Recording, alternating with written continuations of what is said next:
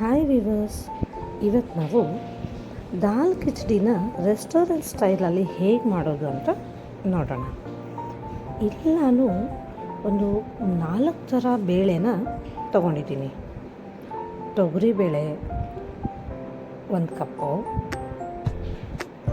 ಒಂದು ಅರ್ಧ ಕಪ್ಪು ಹೆಸರುಬೇಳೆ,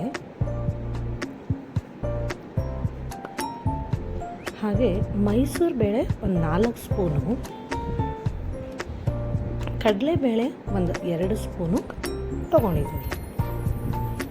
ಈ ಬೇಳೆಗಳನ್ನೆಲ್ಲ ಒಂದು 3-4 ಸಾರಿ ಚೆನ್ನಾಗಿ ವಾಶ್ ಮಾಡಿ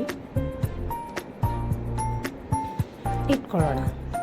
ಹಾಗೆ ಇಲ್ಲಿ ನಾನು 1.5 ಬಟ್ಲದಷ್ಟು ಅಕ್ಕಿನ ತೊಳೆದು ಅದಕ್ಕೆ ಉಪ್ಪನ್ನು ಹಾಕಿ ರೈಸ್ ಮಾಡೋದಕ್ಕೆ ಇಟ್ಕೊಳ್ತಾ ಇದ್ದೀನಿ. ಈಗ ಈ ಬೇಳೆನ ಕುಕ್ಕರ್ಗೆ ಹಾಕಿ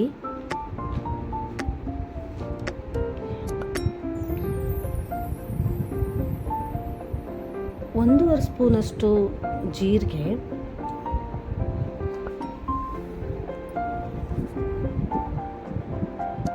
ಹಾಗೆ ಒಂದು ಅರ್ಧ ಟೀ ಸ್ಪೂನಷ್ಟು ಮೆಂತ್ಯ ಕಾಳು, ರುಚಿಗೆ ತಕ್ಕಷ್ಟು ಉಪ್ಪನ್ನು ಹಾಕಿ ಈ ಬೇಳೆಗೆ ಬೇಕಾದಷ್ಟು ನೀರನ್ನು ಹಾಕ್ಕೊಂಡು ಬೇಳೆನ ಬೇಯಿಸೋದಕ್ಕೆ ಕುಕ್ಕರ್ ಲಿಡ್ಡನ್ನು ಕ್ಲೋಸ್ ಮಾಡಿ ಇದನ್ನು ಗ್ಯಾಸ್ ಮೇಲೆ ಇಟ್ಕೊಳ್ಳೋಣ. ಬೇಳೆ ಒಂದು 2ರಿಂದ 3 ವಿಸಲ್ ಬಂದರೆ ಸಾಕು. ಈ ಕುಕ್ಕರ್ ಸ್ಟೀಮ್ ಎಲ್ಲ ಹೋದ್ಮೇಲೆ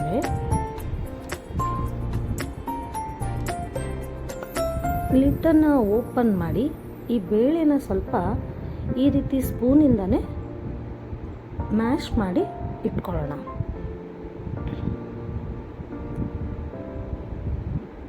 ಹಾಗೆ ನಾವು ರೈಸನ್ನು ಕೂಡ ತೆಗೆದು ಇಟ್ಕೊಳ್ಳೋಣ. ಈ ರೈಸು ಒಂದು 70% ಬೆಂದಿದ್ರೆ ಸಾಕು.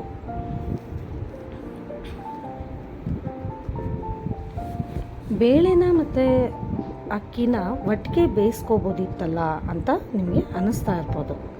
ಆದರೆ ರೆಸ್ಟೋರೆಂಟಲ್ಲಿ 2 ಬೇರೆ ಬೇರೆಯಾಗಿಯೇ ಬೇಯಿಸ್ಕೊಳ್ತಾರೆ.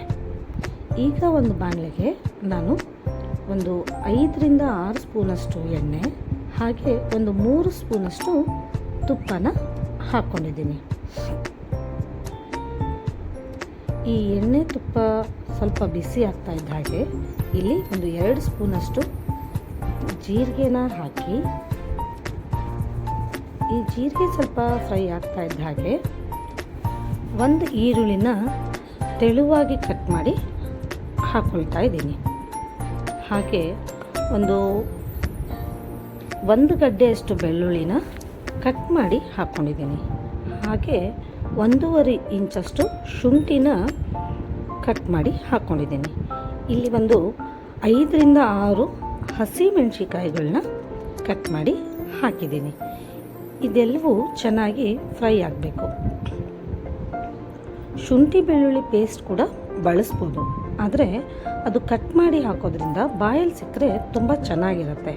ಇಲ್ಲಿ ನಾನು ಒಂದು 2 ಟೊಮೆಟೊನ ಹಾಕಿ ಫ್ರೈ ಮಾಡ್ಕೊಳ್ತಾ ಇದ್ದೀನಿ. ಇದೆಲ್ಲ ಸ್ವಲ್ಪ ಚೆನ್ನಾಗಿ ಬೇಯ್ತಾ ಇದ್ದ ಹಾಗೆ ರುಚಿಗೆ ತಕ್ಕಷ್ಟು ಉಪ್ಪನ್ನು ಹಾಕಿ ಒಂದು ಅರ್ಧ ಟೀ ಸ್ಪೂನಷ್ಟು ಅರಿಶಿನ, ಹಾಗೆ 1 ಸ್ಪೂನಷ್ಟು ಧನಿಯಾ ಪುಡಿ, ಒಂದು ಸ್ವಲ್ಪ ಗರಂ ಮಸಾಲಾನ ಹಾಕಿ ಫ್ರೈ ಮಾಡ್ಕೊಳ್ಳೋಣ. ಈ ಗರಂ ಮಸಾಲ ಆಪ್ಷನಲ್ಲು, ನಿಮಗೆ ಬೇಡ ಅನಿಸಿದರೆ ಸ್ಕಿಪ್ ಮಾಡ್ಬೋದು. ಇದನ್ನ ಮಿಕ್ಸ್ ಮಾಡಿ ಈಗ 1 ಸ್ಪೂನಷ್ಟು ನಾನು ಅಚ್ಚ ಖಾರದ ಪುಡಿನ ಹಾಕ್ಕೊಂಡಿದ್ದೀನಿ. ಈ ಟೈಮಲ್ಲಿ ಸ್ವಲ್ಪ ಫ್ಲೇಮನ್ನು ಲೋ ಮಾಡಿದ್ದೀನಿ. ಇದೆಲ್ಲ ಬೇಯ್ತಾ ಇದ್ದ ಹಾಗೆಯೇ ನಾವು ಬೇಯಿಸಿ ಇಟ್ಕೊಂಡಿರುವಂಥ ಬೇಳೆನ ಹಾಕಿ ಚೆನ್ನಾಗಿ ಮಿಕ್ಸ್ ಮಾಡ್ಕೋಬೇಕು. ಇದೆಲ್ಲವೂ ಚೆನ್ನಾಗಿ ಹೊಂದ್ಕೊಂಡಿದೆ ಅಂದಾಗ ಮಾಡಿ ಇಟ್ಕೊಂಡಿರೋ ಅಂಥ ರೈಸನ್ನು ಕೂಡ ಈಗ ಈ ಬೇಳೆ ಮಿಶ್ರಣಕ್ಕೆ ಹಾಕ್ಕೊಳ್ಳೋಣ. ರೈಸು ಓವರ್ ಕುಕ್ ಆದರೆ ಈ ರೀತಿ ಮಾಡುವಾಗ ತುಂಬಾ ಬೆಂದು ಹೋಗಿಬಿಡುತ್ತೆ. ಆ ಕಾರಣಕ್ಕೆ ಒಂದು 70% ರೈಸನ್ನು ಬೇಯಿಸ್ಕೊಂಡ್ರೆ ಸಾಕು. ಇದೆಲ್ಲವನ್ನು ಚೆನ್ನಾಗಿ ಮಿಕ್ಸ್ ಮಾಡ್ಕೋಬೇಕು. ಈ ಟೈಮಲ್ಲಿ ನಿಮಗೆ ಸ್ವಲ್ಪ ನೀರು ಕಡಿಮೆ ಅನಿಸಿದರೆ ನೀವು ಬಿಸಿ ನೀರನ್ನು ಹಾಕ್ಕೋಬೇಕಾಗತ್ತೆ. ಇಲ್ಲಿ ನಾನು ಕೂಡ ಸ್ವಲ್ಪ ನೀರನ್ನು ಬಳಸಿದ್ದೀನಿ. ಈ ಬಿಸಿ ನೀರನ್ನು ಬಳಸೋದ್ರಿಂದ ಎಲ್ಲವೂ ಚೆನ್ನಾಗಿ ಬೆಂದ್ಕೊಳ್ಳುತ್ತೆ. ನೀವು ಸಡನ್ನಾಗಿ ತಣ್ಣೀರನ್ನು ಬಳಸಿದರೆ ಈ ಕುದೀತಾ ಇರೋ ಪ್ರೊಸೆಸ್ಸು ಅಲ್ಲಿಗೆ ನಿಂತ್ಕೊಂಡ್ಬಿಡುತ್ತೆ. ಸೊ ಹಾಗಾಗಿ ಬೇಳೆ ಮತ್ತು ರೈಸು ಗಟ್ಟಿಯಾಗೋ ಸಾಧ್ಯತೆ ಇರುತ್ತೆ. ಈಗ ಇದಕ್ಕೆ ಒಂದು ಅರ್ಧ ಟೀ ಸ್ಪೂನಷ್ಟು ಆಮ್ಚೂರ್ ಪೌಡ್ರು ಹಾಗೆ ಕ್ರಷ್ ಮಾಡಿ ಇಟ್ಟಂಥ ಕಸೂರಿ ಮೇಥಿನ ಹಾಕಿದ್ದೀನಿ. ಸ್ವಲ್ಪ ಸಣ್ಣದಾಗಿ ಕಟ್ ಮಾಡಿರೋ ಕೊತ್ತಂಬರಿನ ಹಾಕಿ ಒಂದು 2-3 ನಿಮಿಷ ಲಿಡ್ಡನ್ನು ಕ್ಲೋಸ್ ಮಾಡಿ ಇದು ಚೆನ್ನಾಗಿ ಬೇಯೋದಕ್ಕೆ ಬಿಟ್ಕೊಳ್ಳೋಣ. ಈ ಟೈಮಲ್ಲೇ ನಾವು ಒಂದು ಚಿಕ್ಕ ಬಾಣಲೆನ ಇಟ್ಕೊಂಡು ಇದಕ್ಕೆ ಒಂದು 2 ಸ್ಪೂನಷ್ಟು ಎಣ್ಣೆ ಅಥವಾ ತುಪ್ಪನ ಹಾಕಿ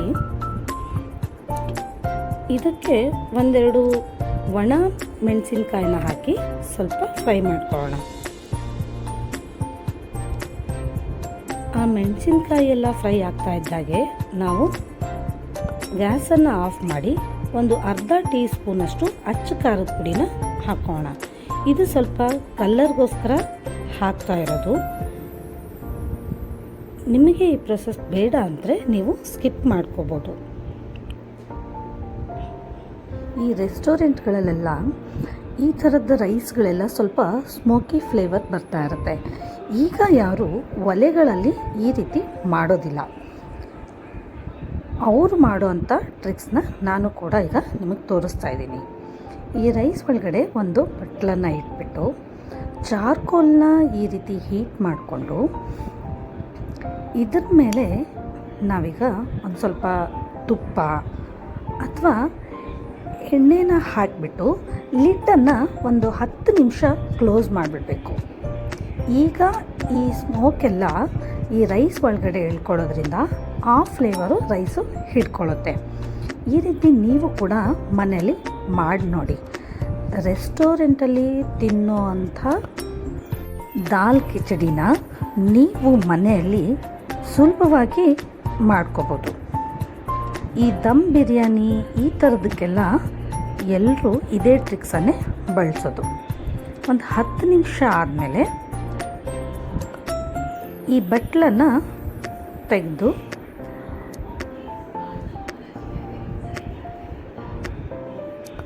ಈಗ ನೀವು ರೈಸನ್ನು ಸರ್ವ್ ಮಾಡ್ಬೋದು. ನೀವು ಬೇಕು ಅನ್ನೋದಾದರೆ ನಾವು ಹಾಕಿರೋ ಅಂಥ ಈ ಕೆಂಪು ಮೆಣಸಿನ್ಕಾಯಿ ಒಗ್ಗರಣೆನ ಬೇರೆ ಇಟ್ಬಿಟ್ಟು ಸರ್ವ್ ಮಾಡೋವಾಗಲೇ ಮೇಲೆ ಹಾಕಿ ಕೊಡ್ಬೋದು. ಈಗ ನಾನು ತಟ್ಟೆಗೆ ಈ ದಾಲ್ ಕಿಚಡಿ ಜೊತೆ ಪಾಪಡು ಹಾಗೆ ಉಪ್ಪಿನಕಾಯಿನ ಸರ್ವ್ ಮಾಡ್ತಾಯಿದ್ದೀನಿ. ನೀವು ಒಂದು ಸಾರಿ ಮನೆಯಲ್ಲಿ ಟ್ರೈ ಮಾಡಿ. Thank you.